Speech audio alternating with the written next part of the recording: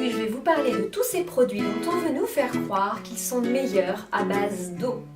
Dit comme ça semble un petit peu étonnant. C'est comme si on voulait nous faire croire qu'une viande est meilleure quand elle est gorgée d'eau ou qu'on peut nous vendre au même prix à poids égal une viande entre deux morceaux de pain, par exemple. On veut vraiment nous faire avaler n'importe quoi. Exactement.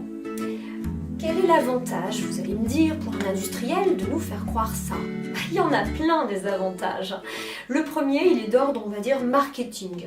Cette bouteille de shampoing d'un demi-litre que vous allez payer facilement plus de 5 €, seriez-vous prêt à payer le même prix pour une bouteille identique qui contiendrait de la poudre?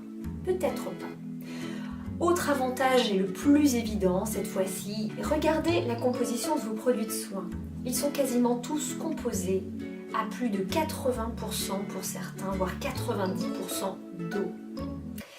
Le premier ingrédient qui figure, puisque les ingrédients doivent figurer par ordre décroissant, c'est toujours de l'eau.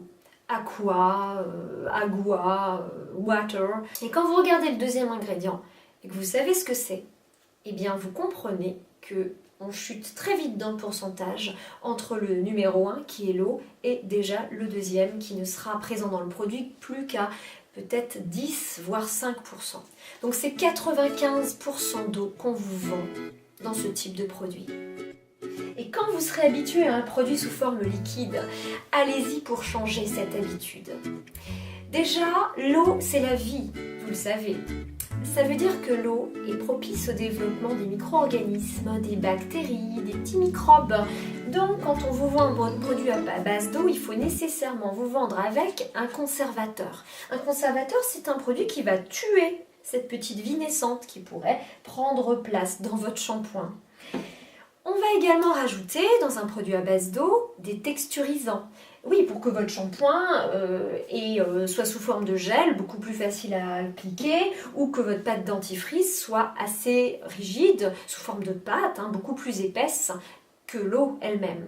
Donc, comptez dans ce produit que vous achetez encore tout un tas d'ingrédients texturisants, épaississants, en plus des conservateurs et éventuellement des colorants qu'on va y rajouter. Alors vous allez me dire, oui, mais il y a peut-être encore 5 ou 3% de super produits bienfaisants pour ma peau que j'achète pour les 5 €. Eh ben, si vous voulez vous amuser à regarder les ingrédients et à faire vous-même la démarche, regardez, vous verrez que non, la plupart du temps, vous vous faites complètement avoir. Alors je vais prendre un exemple qui pour moi est emblématique. C'est le fameux dentifrice avec les 3 couleurs. Bleu, blanc, rouge, cocorico. Ah oui, le bleu comme la menthe, c'est bien connu, la menthe c'est bleu. Bon, la mienne chez moi elle pousse verte, mais eux ils vous font venir certainement des menthes extrêmement fortes, extrêmement spéciales, qui sont bleues naturellement. Blanc, c'est la couleur inverse de la carie, donc ça ne peut qu'être formidable. Et puis le rouge, il reste, ça doit être la couleur du fluor qu'il y a aussi dans ce même dentifrice. Puis le rouge, c'est un petit pigment qui va accentuer l'impact visuel de l'efficacité du dentifrice, puisque la gencive est rouge. Alors, je me suis amusée à lire aussi la liste des ingrédients de ce fameux produit à 3 couleurs. Ah tiens, le premier, c'est de l'eau. Tiens, encore. Ensuite, vous avez de l'acide salicylique, du sorbitol, de la glycérine, du PEG 6 macrogol 300, du laurysulfate de sodium, un arôme, on ne sait pas trop lequel, de la gomme xanthane E415, du dioxyde de titane E171, des carréganes E407, du fluorure de sodium, oui, le fameux fluor, sodium saccharine E954IV, un colorant 73 360 et un colorant 74 160. Oui, vous avez le fameux rouge et le fameux bleu.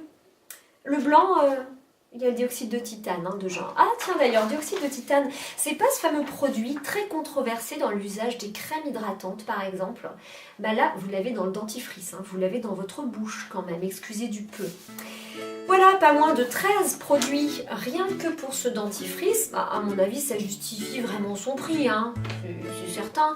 Quand on regarde un comparatif avec d'autres produits du commerce, eh bien là, vous voyez qu'ils sont similaires à à près de 85%.